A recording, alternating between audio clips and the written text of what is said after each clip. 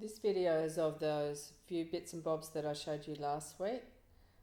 So I'm just going to start with how you could cut a clip and change the speed for part of it, and then use keyframing to keyframe the opacity to fade to black, for example.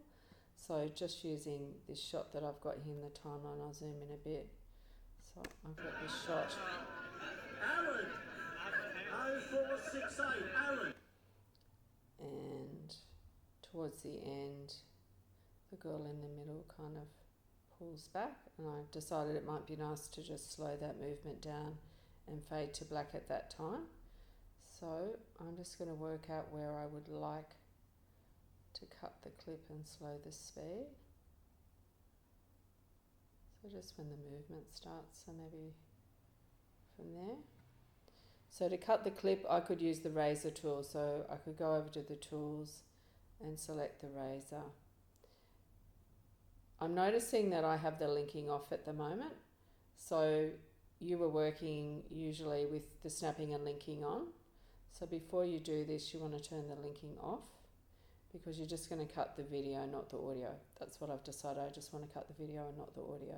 So if I hang over the video track, I can click to cut that, and I can go V to move away, and I can display and see that I've cut the video and not the audio. I'm just going to zoom in a little bit. I'm just going to save what I've done, and I'm going to use keyframing just to fade that. I'm actually going to change the speed, then use keyframing to fade it out. To change the speed, I can just right click on that clip, and I can choose speed duration, and I can adjust the speed. So in this case, I'm going to adjust it to 50% speed. Just noting you can also reverse, and there's a couple of other options there, but basic, change it to 50, hit OK. What that's done is it increased the length of the clip to double, because it slowed it down by 50%. If I play, that movement slowed down. So what I want to do is perhaps have a little bit of that, and then as she pulls back, I'm just going to fade to black, and then I'll cut the clip from there. Just for now, I might drag that back to there, and I'm going to play, and I'm going to figure the frame I want to start fading out from, and I'm going to choose that frame.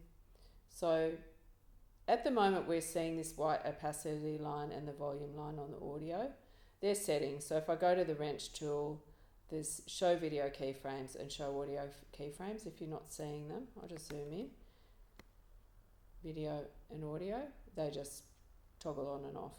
So I've got them on, and that's why I'm seeing the white lines for opacity here and for volume here. You want your tracks a reasonable size. You can adjust the tracks here to make them bigger, so you're working with tracks a good size. I can use keyframe, so the pen tool, to add a keyframe. Now I'm not going to add it at the beginning. I'm going to play a bit, and I'm going to add the keyframe a bit later here, and then a keyframe at the end, and fade to black. And at the same time, I can add a keyframe on the audio and a keyframe at the end, and fade the audio to nothing. So if I then play, I might go back to V. It's just a simple effect, gives you that trail sort of finishing because the speed's slow. It's quite nice, something you might like to know how to do. The next thing I'm going to show you just quickly how you can freeze a clip. So just say this shot here. I might mute the music, I think. Just find a frame to freeze. So if you want to freeze a frame, you want to pick, the good frame that you want, and you want a sharp frame as well, not a blurred frame, because you'll get a better freeze out of that. There's a few ways you can freeze, but one way is you can right click and choose add frame hold, and that will freeze that shot to the end of the clip. Obviously, we wouldn't do it with the sound, but I just thought it was a good shot to show you how to freeze. Sometimes a freeze frame is the perfect thing you want. It's good to know how to do it.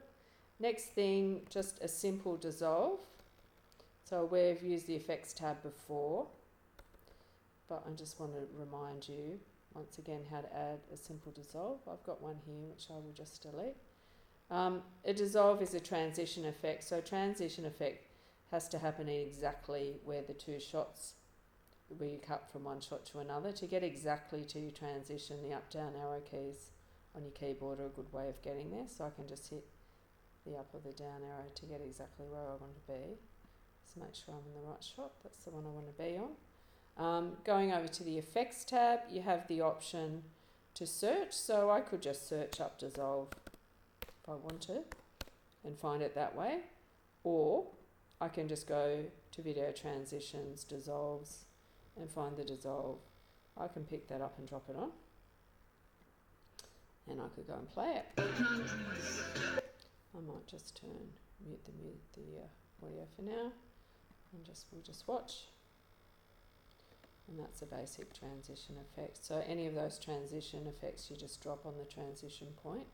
I can adjust that directly in the timeline and make that bigger or smaller, and play and look and decide that way. I can right click and adjust the duration. I can select it to delete it. If I'm on a transition point, I can right click and choose to add. I have to be exactly on there, a default transition. In this case it is a cross dissolve, and then I can affect it. I can apply those to lots of transition points quickly, or I can change that to something else that I want. It doesn't have to be a cross dissolve.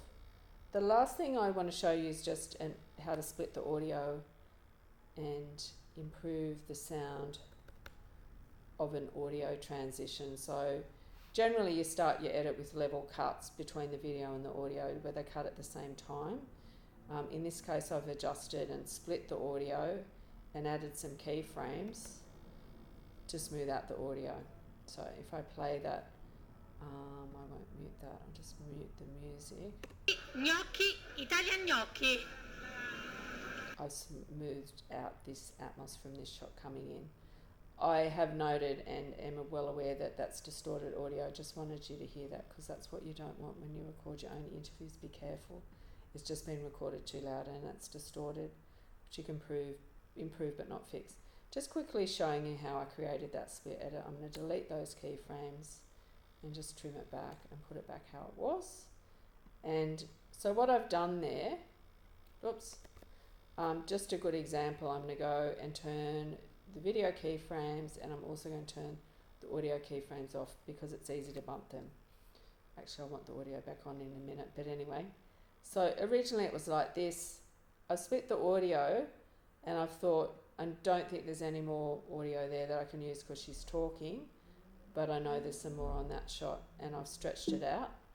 So I can only do that if I have this link selection off, because I want to affect the audio, not the video, and it knows it can't stretch the video over here. So if this was on, it wouldn't work. I have to turn it off, and then I can stretch that back. I'm just looking that I want to start bringing it in where there's something loud on the other track. So I'm actually looking at the detail here, and I can see here that the voice is loud. And then all I've done is fade it in over time by adding keyframes. So once again, I'll turn the audio keyframes back on, and I can add a keyframe here and a keyframe earlier. I've got to turn keyframes on, so it's the pen tool.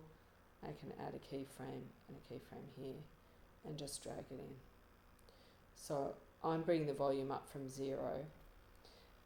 Italian gnocchi. Okay.